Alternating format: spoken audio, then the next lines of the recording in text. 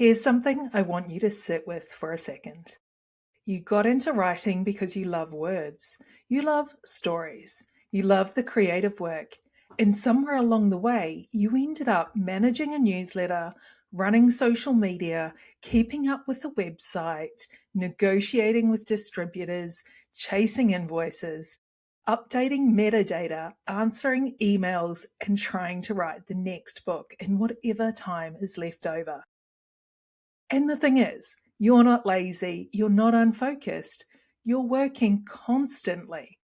But there's this nagging feeling, isn't there? Like the business is running you instead of the other way around.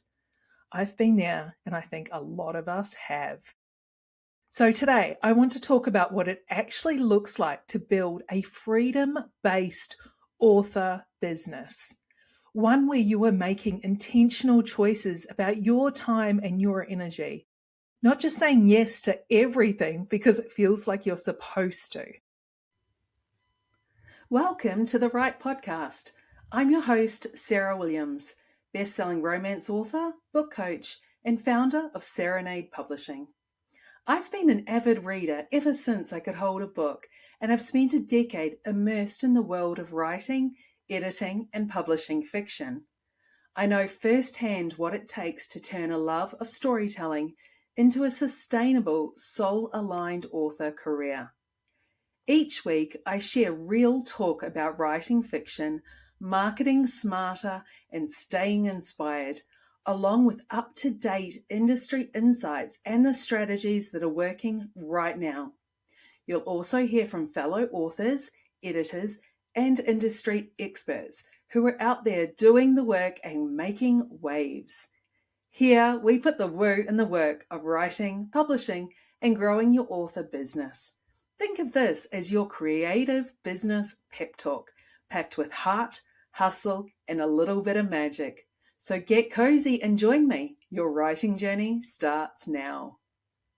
I just finished Natalie Ellis's book, The Freedom-Based Business, and I could not wait to talk to you about it. You know me, I'm a business and personal development nerd, and this one genuinely got me fired up. And look, I'll be honest with you, I have chronic fatigue, which means my energy is finite, non-negotiable resource. I don't get to just grind through things. I have to be smart about how I work, what I work on, and what I let go of. So when I read a book that's essentially a framework for doing exactly that, I'm immediately applying it to my life and my business. And then apparently making a podcast episode about it too. Today, I want to walk you through how Natalie's ideas map onto our world as authors and what it actually looks like to build a writing career you don't have to escape from. So if you're not familiar with Natalie Ellis, she's the co-founder of Boss Babe, and the freedom-based business is her framework for building a business around your actual life instead of sacrificing your life for your business. She's not writing for authors specifically, but I kept reading her ideas and thinking, this maps perfectly into what I wish more writers understood about running their careers. The core premise is this. Most of us are building businesses by default, not by design. We add things, we say yes to things, we take on tasks because we feel like we should, or because someone told us we needed to, or because we saw another author doing it and figured we should too. And over time, the business becomes this thing we're just trying to keep up with. A freedom-based business flips that. It starts with the question, what do I actually want my life to look like? And then it works backwards from there. For authors, that question is huge because here's the thing. You chose this career for a reason. Maybe it was creative freedom. Maybe it was flexibility. Maybe it was the ability to work from anywhere or to build something that was genuinely yours. Somewhere between the dream and the day-to-day, a lot of those original reasons got buried under obligation. The author CEO framework I come back to again and again is built on a similar idea. that you are the CEO of your creative business, which means you don't just write books, you make decisions about your career. You allocate your resources, your time, your money, your creative energy strategically. A CEO doesn't just grind, a CEO leads. And the first act of leading yourself is deciding what your business is actually for. So here's the question I want you to genuinely ask yourself. If your author business was working perfectly, if it was giving you exactly what you need, what would a normal Tuesday look like? How many hours are you writing? What tasks are you doing? And what are you not doing? Write that down, seriously, because the vision is your compass. Every decision you make about your business should move you closer to that picture, not further from it. Okay, now let's talk about the Pareto Principle. You've probably heard of the 80-20 rule, the idea that roughly 80% of your results come from 20% of your efforts. Economists use it. Productivity people use it constantly. And I want to apply it specifically to your author business because I think it changes everything when you actually sit with it. Think about your revenue for a second. If you have a backlist, I'd be willing to bet that a small handful of titles, maybe one or two, are generating the majority of your income. That's the 80-20 rule in action. 20% of your books are producing 80% of your results. Now think about your marketing. Of all the things you're doing to reach readers, the social platforms, the newsletter, the blog, the ARC outreach, the ads, the podcast guesting, which activities are actually bringing readers in? Honestly, probably 2 or 3 things, not 12. And think about your time. Of all the hours you put into your author business in a given week, the writing, the admin, the communications, the promotion, which hours are genuinely moving your career forward and which ones are just noise? Here's where Natalie's framework and the 80-20 rule come together in a really interesting way. She talks about getting ruthlessly clear on what she calls high-value activities, the things that are actually driving results, versus the tasks that just make us feel busy and productive without actually moving the needle. For authors, high-value activities usually look like writing new books, deepening reader relationships, and making smarter publishing decisions. That's the 20% that drives the 80%.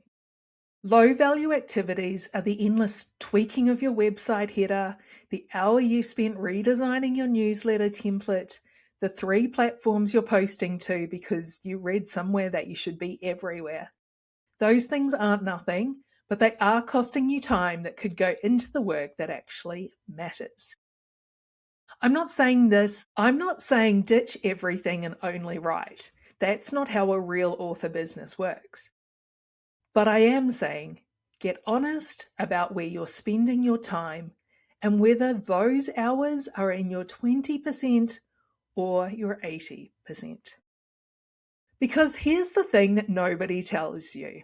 You can be incredibly busy and still be working on the wrong things.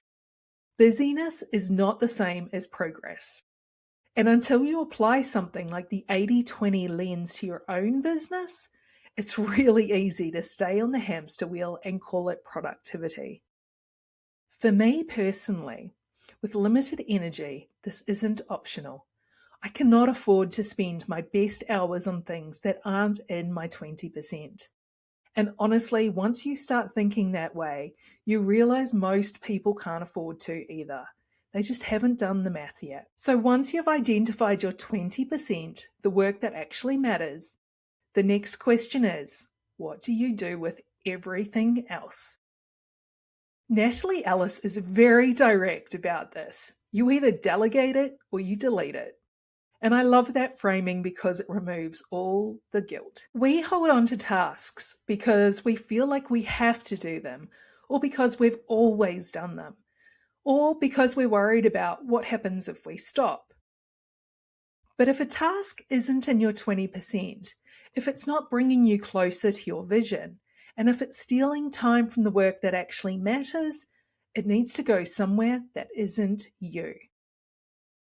For authors, delegation might look like hiring a VA to manage your inbox, working with a PA for ARC distribution, outsourcing your newsletter formatting, handing off your book funnel setup to someone who can do it in 20 minutes instead of the 2 hours it takes you. It doesn't have to be expensive or complicated. It just has to free you up for the writing. And deleting, that's even more powerful. Deleting means looking at something on your to-do list and saying, actually, this doesn't need to happen at all. That third social media platform you feel vaguely guilty about, delete it. The blog you've been half-heartedly updating for 4 years, delete it. The marketing strategy you've read about that doesn't fit your genre, your reader, or your personality, delete it. Here's the part that is most personal for me, and I suspect it might be for you too. Natalie talks a lot about communication, about the way we hold expectations that we never actually voice. And this one hit me right in the chest. How many times have you worked with a cover designer, an editor, a PA, a collaborator, and you had a very clear picture in your head of what you wanted, but you never fully articulated it? And then you were frustrated when the result wasn't what you imagined. That's not a them problem, that's a communication problem. And the honest truth is, most of us are better at expecting people to read our minds than we are at actually telling them what we need. As the CEO of your author business, your job is to communicate clearly, specifically, and without assuming the other person already knows. That means writing a proper brief for your cover designer. That means telling your editor what kind of feedback you need, not just hoping they'll figure it out. That means being honest with your agent about where you want to take your career instead of waiting for them to bring it up. Clear communication is not demanding, it's not difficult. It's actually the kindest thing you can do for your team, for your collaborators, and for yourself. Because when you stop expecting people to read your mind, you stop being disappointed and you start getting results. This is what it looks like to be the author CEO. Not just the person writing the books, but the person actively leading the business around those books. With clarity, intention, and a very honest calendar. If this episode landed for you, if you found yourself nodding along or mentally listing the tasks you need to audit, I want to invite you to go deeper. Head over to serenadepublishing.com, where I have resources on the Author CEO framework and building an author business that actually works for you. And if you're not already on my list, get on it, because that's where I share the stuff that doesn't make it onto the podcast. And honestly, the best thing you can do after this episode is put 15 minutes into your calendar this week to answer one question. What does my author business exist to give me? Just that question. Sit with it, write it down. That's your starting point. Thank you for spending this time with me today. I genuinely love getting to talk through this stuff with you. If this was useful, share it with a writer friend who needs to hear it. And I'll see you again next week on the Write Podcast. Thanks so much for listening to the Write Podcast. If you enjoyed today's episode, it would mean the world if you'd leave a review and share the show with your writer friends. It helps more creatives find their way to us. And don't forget to follow Serenade Publishing on Instagram and TikTok for more writing tips, publishing advice, and exciting events to keep you inspired. Keep writing, keep dreaming, and know that I'm here to support you every word of the way.